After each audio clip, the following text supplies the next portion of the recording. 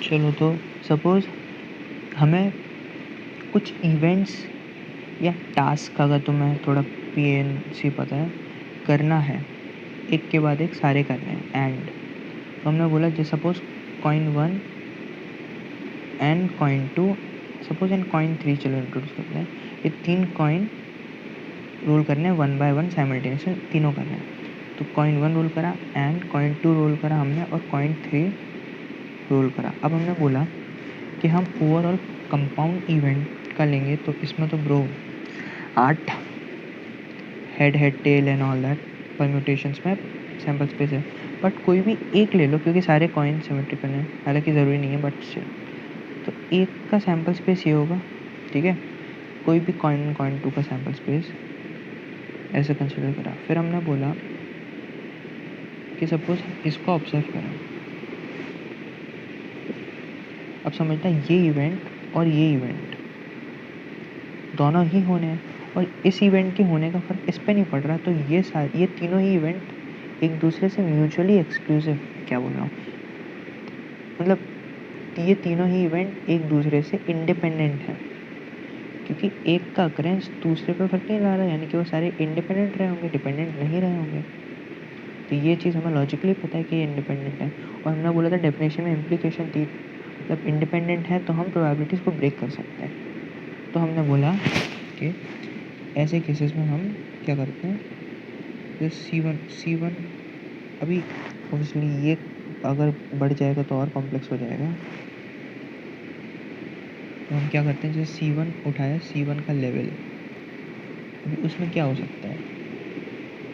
इस केस में इजी है, H और उसका कॉम्प्लीमेंट जो कि T है।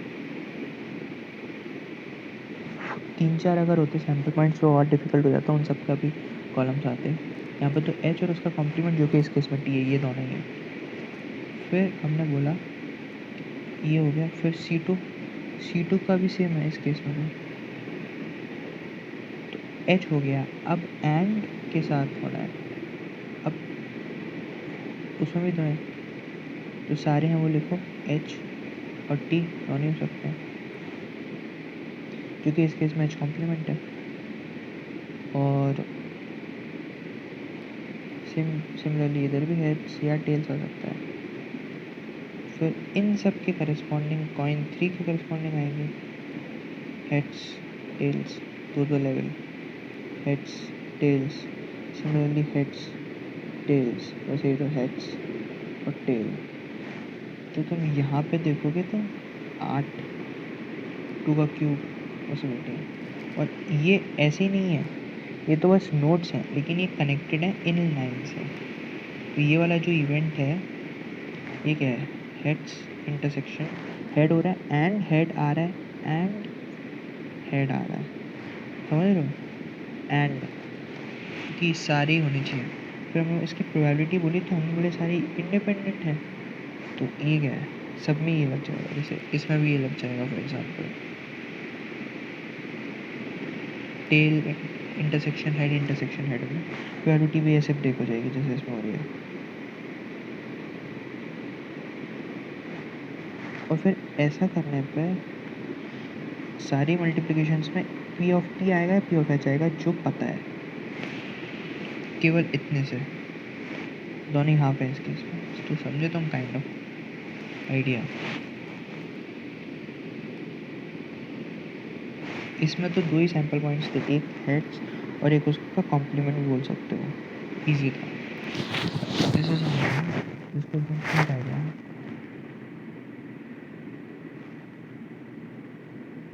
जैसे अगर मैं थोड़ा बढ़ाऊँ कॉम्प्लेक्सिटी, ABC है और सपोज दो सिमेट्रिकल हैं इवेंट्स, E1 एंड E2, तो E1 के करस्पॉन्डिंग आएगा एक, तो E2 के करस्पॉन्डिंग आएगा एक लेवल। इसमें क्या हो सकता है, A B C, और सभी में क्या हो सकता है, A B C, A B C, similarly A B C। Now as you can see, तो 3 into 3 9 और इसमें भी 9 है। तो ये इसको बोलते हैं ट्री डायग्राम। तो ये ठीक है। फिर हमने बोला कि सपोज 2 कॉइन टॉस करो तो एक का है हेड और टेल। यहाँ पर तो टेल आएगा पहले कॉइन में, ये पहले कॉइन पहले गई, दूसरे में हेड, ये टेल दोनों ही आ सकते हैं। तो टेल बेसिकली इसमें हेड का कॉम्प्लीमेंट है। और ये वाला इवेंट है एच इंटरसेक्शन एच, ये वाला एच इंटरसेक्शन टी, ये वाला टी इंटरसेक्शन है जो कि सेम है इसके, और ये टी इंटरसेक्शन टी। और इनकी प्रायोरिटी क्या है, क्योंकि इंडिपेंडेंट है तो इंडिविजुअल प्रायोरिटी का, तो बेसिकली पी एच और पी टी के प्रोडक्ट्स में ये ब्रेक हो जाएगी। और यहाँ पर तो दोनों ही वन, तो ये बेसिकली 1/4 तक में आ जाएगी। प्रोबेबिलिटी की बात हो रही है इसकी, इनकी प्रोबेबिलिटी से, तो ये सारी 1/4 है। फिर हमने बोला कि जैसे कि मैं कुछ और, जैसे कोई रेसिपी बर्गर बनाता है, तो बर्गर यहाँ पे तो बनाएगा, यहाँ पे तो नहीं बनाएगा। अब इस केस में क्या हुआ, हमने बोला कि अब समझना, जैसे कोई बर्गर बनाएगा एंड फिर उसमें मेयोनीज डालेगा एंड फिर सॉस डालेगा मेयोनीज एंड फिर उसके ऊपर लेमोनेड डालेगा। अब हमने बोला कि ये इवेंट है, इसका क्या है, या फिर तो बर्गर बनाएगा या फिर तो नहीं बनाएगा। ऐसे भी हो सकते हैं सैम्पल पॉइंट इंडिविजुअल इवेंट्स के, लेकिन बर्गर हमें बनाना है तो ये वाला केस नहीं लेंगे हम। तो बस यही केस है कि बर्गर बनाया, जो पहला लेवल हो गया इसके करस्पॉन्डिंग एंड है तो लपलाइन आ गई। अभी इसके करस्पॉन्डिंग क्या है, अब हो सकता है काफ़ी सैम्पल पॉइंट होते हैं, लेकिन यहाँ पे तो दो ही, यूनिट डालेगा या नहीं डालेगा, अब यहाँ पे कंसिडर करने पड़ेंगे। तो इसके करस्पॉन्डिंग लेवल है यूनिट डाला या यूनिट नहीं डाला, तो इसके करस्पॉन्डिंग वो है।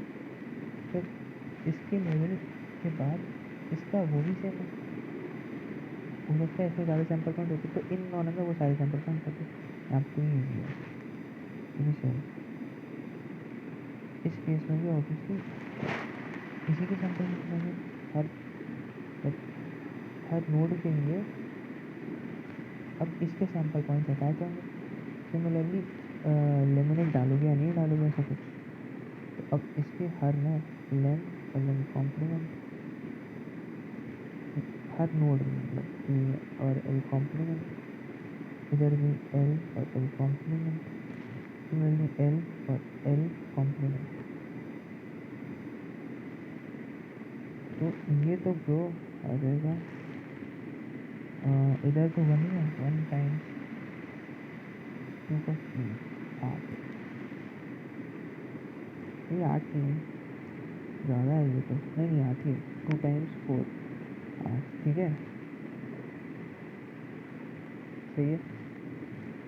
अब जैसे कोई भी लाइन ले लो, जैसे ये ले लो, फिर ये वाली ले लो, इसके कॉरस्पॉन्डिंग इवेंट क्या हो जाएगा, बी इंटरसेक्शन एम, नोट्स देखो, intersection S complement intersection L, इसकी प्रोबेबिलिटी हो जाएगी product of P of B times P of M times P of S complement times P of L. अब हमने बोला पी ऑफ एस कॉम्प्लीमेंट क्या है, 1 minus P of S, तो P of B वगैरह ये बेसिक प्रोबेबिलिटी इसमें पता होगी, जैसे प्रोबेबिलिटी ऑफ हेड्स पता भी पता है, तो ये लॉजिक है बस सिंपल।